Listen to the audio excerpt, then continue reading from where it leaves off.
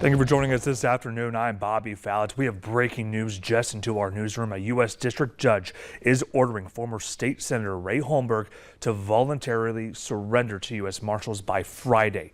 Earlier this month, the U.S. attorneys asked to have Holmberg's release revoked because he was accessing the internet and traveling without authorization. Holmberg's attorney says that his age and medical conditions should keep him out of jail before sentencing.